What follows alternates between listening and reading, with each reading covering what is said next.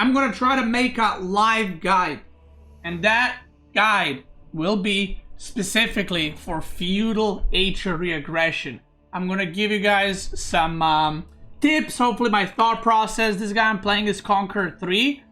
I don't know, like, I might wander off in the middle of the guide and then just, like, you know, not talk anymore. Who knows, right? But we'll see. We will see. I'm gonna try my best. So, the number one thing is you want to do the standard build, which is the 3-3, 3 on food, 3 on gold, until you age up. So there's nothing weird there. Now, feudal HRE.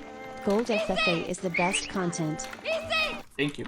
Feudal HRE has increased in popularity because it got buffs, but also there were a lot of meta changes that have happened in the last while. Like, specifically, some castle stuff got buffed, some feudal things got changed regarding the meta at the top level, so players are playing more aggro. Players kind of also figured out how to counter castle rushes, so castle rush with NEC with like 0 units is not a thing anymore. Or it is a thing, but it's a lot riskier than it used to be, right? Now, one thing to note, whenever you play HRE,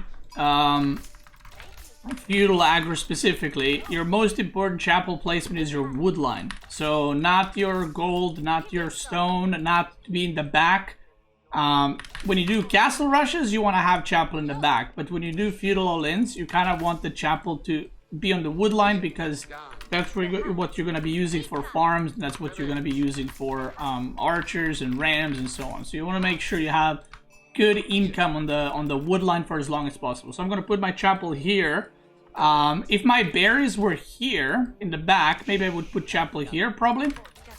Because gold, like I said, is not something you desperately need with this build.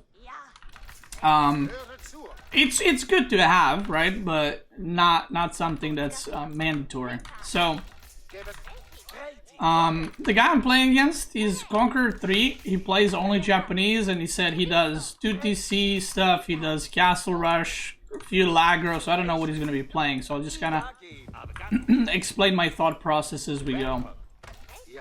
So we're going to slam this here. And now, we want to start chopping wood. I'm going to just place this here. And I'll explain why in a second. So first thing you want to do is move away your prelate so it doesn't inspire these villagers. Because if it does, that's a wasted inspire, right? Second thing, why am I building a lumber camp? Well, I'm going to build a lumber camp later anyway for double broadaxe upgrade. So you might as well just build it now. So you can start chopping here so you don't have to go like here and, you know, run around and waste time and all that. You're going to leave the 3 guys in gold. Because you're gonna want to get all the upgrades. So these guys, just forget about them, okay? Just let them on gold for the rest of the game. We're gonna get a little mill here. And again, you can just leave this villager here too. It's not as much gathering as sheep, but if you move it around, you're kind of wasting resources. So from this point on, we have 3 in food, and we're just rallying onto the wood. I usually rally onto the wood till I have about 10. That's a good number. And then you want to rally back to food, because you're gonna need to make houses. You're gonna need to make a lot of production buildings, so you might as well get that covered. You need like barracks, archer range, blacksmith, and later on farms. Now with feudal HRE, you can go for like deer here. I could go for this a little bit later. But most of the time I would just suggest to stay on farms, because that's the whole point of HRE in Feudal, that you have safe food under your town center, right? So now we're going to see what he's doing. I'm getting double broadaxe in a second. I'm getting wheelbarrow too. So we're going to check what he's doing. I think this might be 2TC because his age up is delayed, so I think maybe he aged up with the thing where you go on stone immediately. Yeah, it is. Okay, so this is basically, it doesn't matter if it's Japanese or another civ. I'll just show you guys how to play against 2TC. So if this was a castle rush, I would probably just start making spearmen or archers and immediately rally them across the map and get blacksmith so that I can, what's it called? So I can immediately start making rams as fast as possible, destroy the tower so you can't mine gold. That's kind of the idea. I got double broadaxe. Now, I don't need to rush blacksmith immediately, because I do want to get some units. I do want to get some units before, what's it called?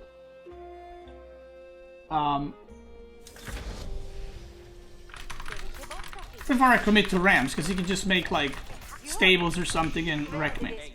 Now, you're going to have a lot of extra wood. So I'm going to start making spearman archer. That's always a safe thing. You don't want to start with men-at-arm archer. Men-at-arm are very strong, but you cannot play men-at-arm archer because then your archers are going to get mowed down by horsemen. So you want to make sure you have stuff to cover for the archers initially. You want to make your opponent not go horsemen, or even if they do, you kind of can actually kill them. And then later on, when your economy is established, you're going to go for men-at-arms then. So you want to usually go for men-at-arms once your farming is set up. So you can see right here, I'm not adding crazy amount of farms. I'm not pausing my production. I'm simply just making units while slowly adding a farm here and there. So we got more sheep, so I don't run out of that. And now when you have 10, 12, you can re-rally on wood, maybe get 12, 13 villagers, because I will want to make, what's it called? I will want to make rams and other upgrades and other things, and I want to make blacksmith too, right? So I still don't know what he's doing. We're gonna scout now, but he can't have like too many units to push me back immediately. So we're gonna get blacksmith because we want to punish this to TC. We're playing aggro HRE after all. And whenever you're fully producing, like I am right now, right? I'm producing archers or producing spearmen, and you still have enough food, that means you don't need more for now. So just rally onto the wood for a little bit, and then you can switch back. Once you add like 2 more production buildings, you can switch back to it. Now, if he is just rushing castle with no units, which I'm going to check right now, I'm going to go for blacksmith, siege engineering. He's upgraded this TC as well, so it can shoot. I'm gonna go blacksmith immediately, because he might be skipping on units. I'm still not sure. So if you're not sure, it's okay to just, you know, go for... Okay, he's got barracks right here. So this might be samurai. Okay, you can do stuff like this while he has no units there. And now we can start making men-at-arms, because now I know... how's that shooting me there? What the hell? Huh? Okay, I have no idea how that's in range, but okay. You can do stuff like this, like be annoying around woodlands if your opponent has no units yet. Look at that. You give a little bit of vision, and you just be a little bit annoying over here on this side. So now this is gonna be a battle with a lot of samurai and whatever units he's gonna be making, right? I'm assuming he's just gonna be mass samurai. So what I want to do is, obviously making pure archer is not gonna help, so I need men-at-arms of my own. So I'm gonna add more production buildings. Ram is here.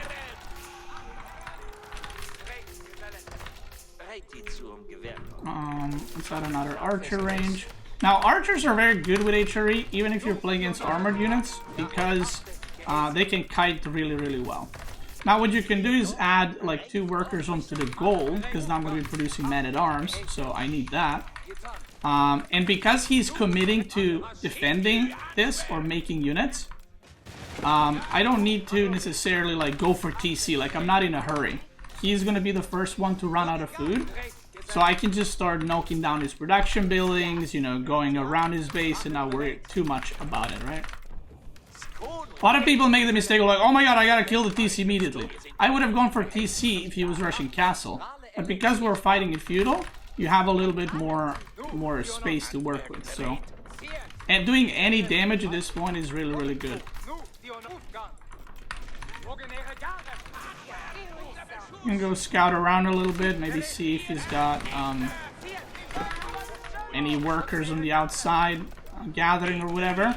But if you kill 2 of these, you're actually knocking down a lot of his production and slowing him down quite a bit.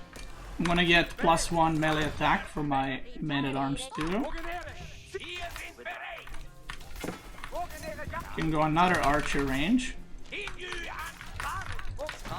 just to spam even more units.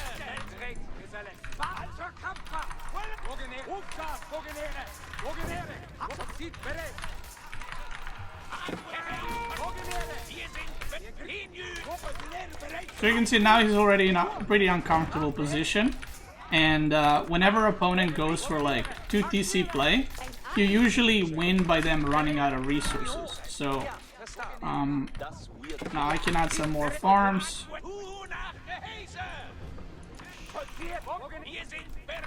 So he's gathering wood here. Now I could just go TC right now, or I could switch and go all the way around. I'll just go for TC at this point, I think. That feels pretty good. I'm gonna get +1 melee armor too, because he is very committed to making that. I'm gonna go for another ram. I'm gonna go for a hard push now. 1 ram into TC can just be like, you can just dive it and then kill everything, right? So then you're kind of like stuck making 1 ram at a time. So what you want to do if you want to knock down a TC, you just want to go for it. Like actually make sure you try to get the TC down. And here we go. Now with the rest of the wood I can keep adding farms.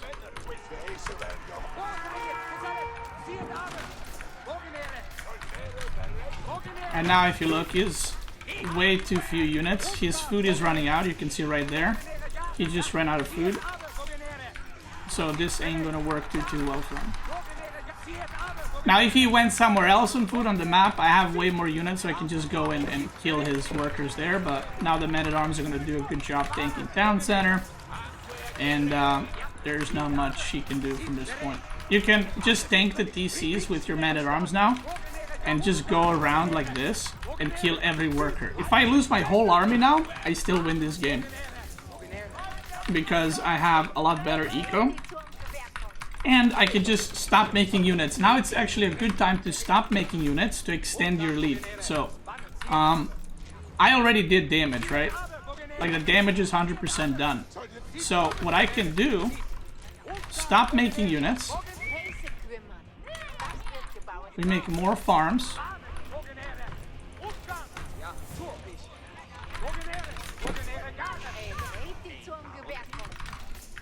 Look at that. Boom. Boom. Boom.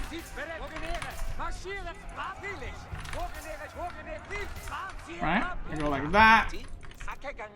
Boom. Now I could just go on deer here, right? I can do that just fine, it's not an issue, but I'm gonna just show you can play without outside food sources, right? You don't need to have them.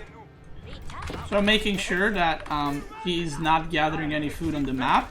And even though I stopped making units and I've stopped committing, I can still make a ram and like kill his farms, because he doesn't know that, remember. He doesn't know that I stopped making units. He still thinks I'm full all in, which I'm not. But that's the strength in being aggressive. He has no clue what's happening right now. So there's Cathedral. So I'm gonna go like this. Just chill push right now. I don't need to commit. I don't gotta be too crazy about this, right?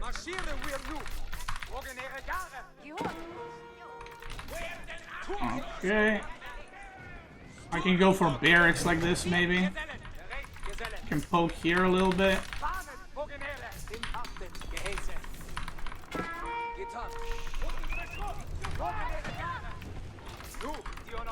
See, he doesn't even know, but if you look at how many units I still have, right?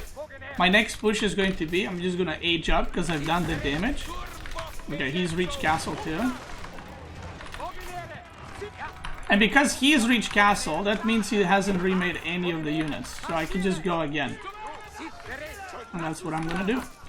We just go again.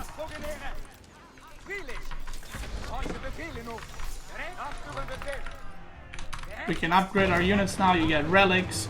And if you look at his base, it's a complete disaster. He has 8, 9 farms, and that's about it. So from this point on, you know, you can do literally whatever you want. And this is with Japanese having second TC stronger because he upgraded it.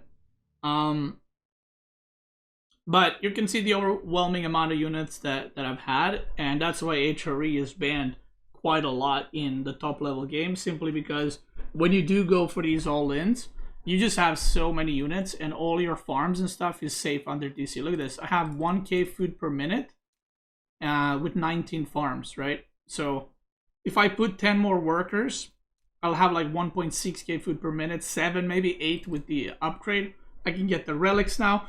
And depending how much damage you did, you can actually just go for Imperial. Or if you want to stay in Castle, like let's say I have this amount of units, but I'm outside of his base. What you can do is simply make like a tower here, tower here, tower here, get sprinkled upgrades, put relics in them, and then your base is like completely safe. But in general, whenever you play against civilization that tries to go for 2TC, this is the proper way to go about it. There's different variations. Sometimes they will do what he did, right? This doesn't matter if he's Japanese or Abbasid or Chinese or whatever other civ. If they're doing 2TC, they will have less units than you. So all you need to do is set up your eco properly, keep making units, they will eventually run out of food, and that's when you win. If they're going 2TC into Castle, that should be insta-death, because you can just make Siege Engineering, make 2 Rams, and kill the TC, because he has nothing to cover for it.